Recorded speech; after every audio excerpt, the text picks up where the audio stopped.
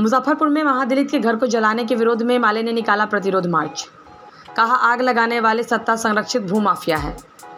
सत्ता के साथ मलाई खाने वाले दलित नेता जीतन राम मांझी और चिराग पासवान को निकलने वाले आंसू नहीं दिख रहे हैं। माले नेता शहनवाज हुसैन ने कहा कि बिहार में अपराधियों का मनोबल काफ़ी बढ़ा हुआ है। बिहार के मुजफ्फरपुर में भारतीय कम्युनिस्ट पार्टी माले ने हरी सभा चौक स्थित जिला कार्यालय से नवादा में 45 महादलित का घर जलाने तथा पूरे बिहार में दलितों, गरीबों, महिलाओं पर बढ़ते हमले के खिलाफ भाकपा माले नगर कमेटी के तत्वावधान में प्रतिवाद मार्च निकला, जो क्लब रोड कल्याणी, छोटी कल्याणी होते हुए गुजरा।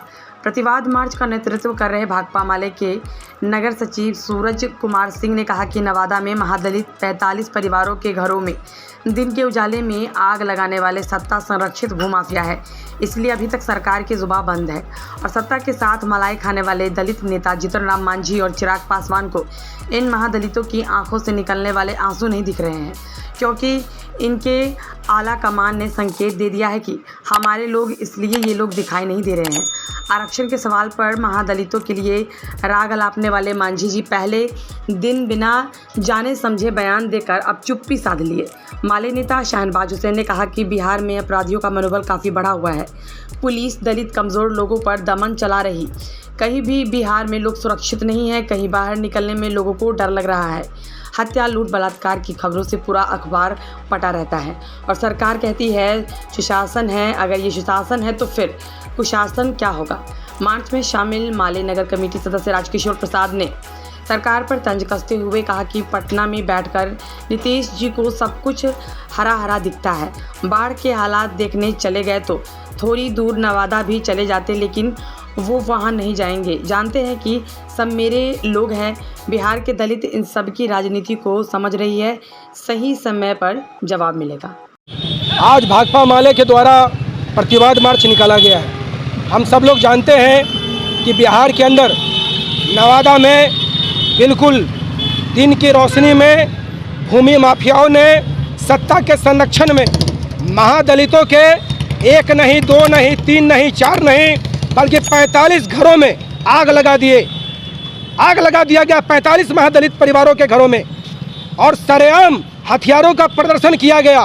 पुलिस सोती रही, जिलाधिकारी सोता रहा, एसपी सोता रहा और तमाम पुलिस महकमा गरीबों को डराने धमकाने में लगा हुआ रहा।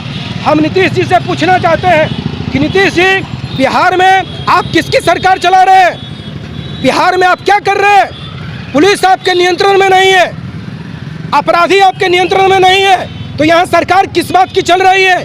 पुलिस आपके गरीबों को धमकाने में लगी हुई है, दारू जो पीने वाले लोग हैं उनको पकड़ने में लगी हुई है और अपराधी जमीन पे कब्जा करने में लगा हुआ है। बिहार में सरकार नाम की कोई चीज़ नहीं है। अपराधियों को डर नहीं लगता और पुलिस अपना काम नहीं करती।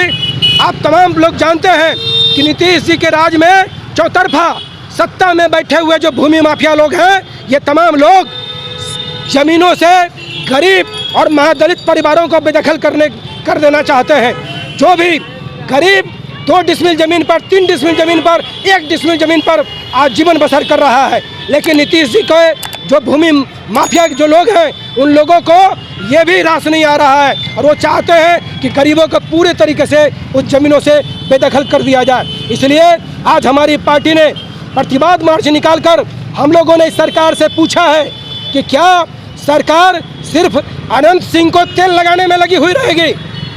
आप उसको जेल से निकाल के दामाद की तरह ला कर रखिएगा और महादलितों पर हमला होगा, मांझी परिवार पर हमला होगा, रविदास परिवार पर हमला होगा, महादलितों पर हमला होगा और आप जाके बड़े अपराधियों को तेल लगाइएगा। इसलिए तेल लगाना छोड़िए नीतीश जी। सरकार जब बिहार में चला रहे हैं तो पुलिस पर अंकुश लगाइए, भूमि माफियाओं पर अंकुश लगाइए। जो भूमि माफिया लोग गरीबों को डरा के धमका कर जमीनों पर कब्जा करने का खेल खेल रहे हैं, इसलिए हमारी पार्टी ने आज ये विरोध मार्च निकाला है।